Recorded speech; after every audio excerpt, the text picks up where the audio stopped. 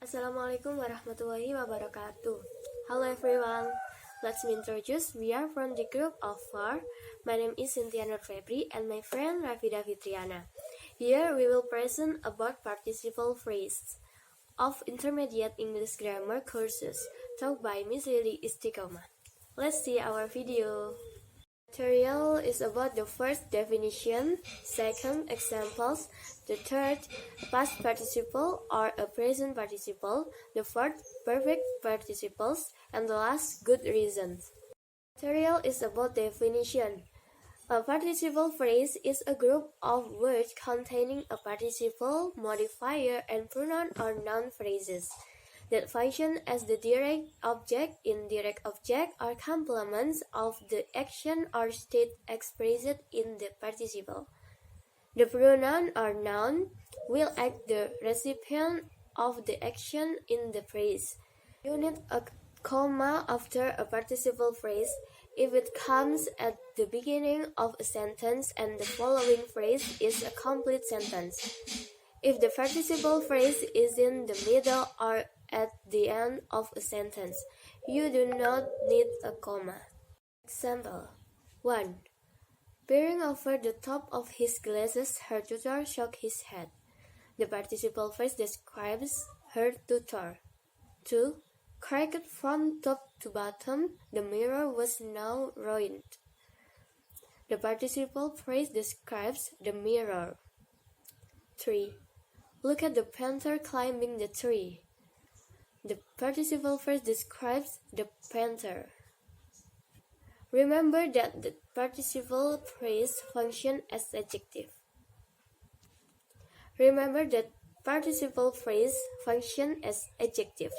The material is about a participle phrase can start with a past participle or present participle. A. Present participle ending ing.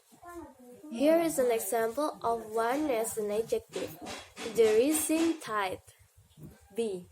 Past participles, usually ending ed, d, t, n, or n.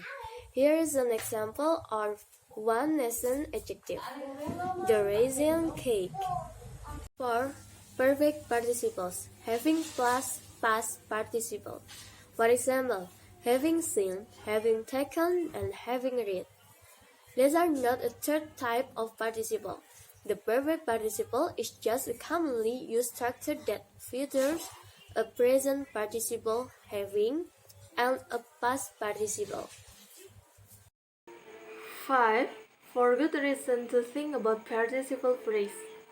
1. Use the participle phrase to say two or more things about your subject tightly.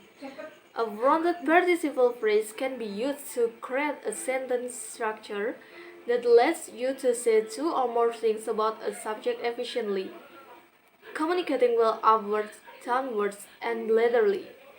John has managed expectations across the program and ensured that all projects remain oriented towards the program objective.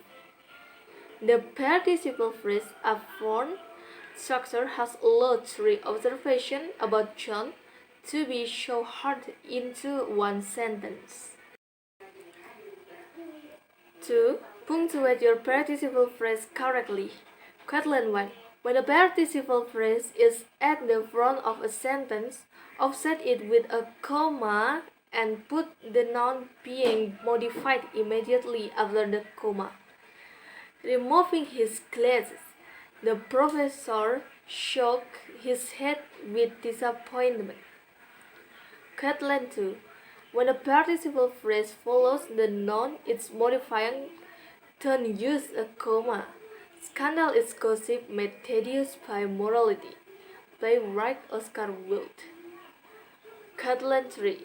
When a participle phrase is at the end of your sentence and not immediately after its noun, offset it with a comma to help show that it's not modifying whatever is to its left.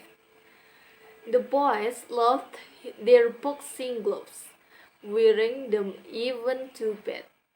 3. Avoid jangling modifiers, especially when using fronted participle phrase.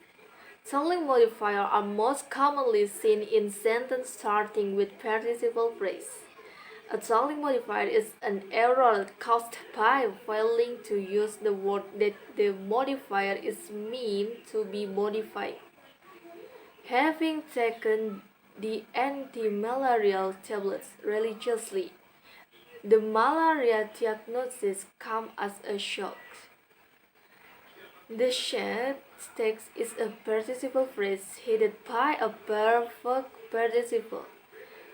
It's meant to be an adjective to a noun or a pronoun, but that noun doesn't feature in the sentence. That's why nothing is underlined. 4. Avoid misplaced modifiers when using participle phrase.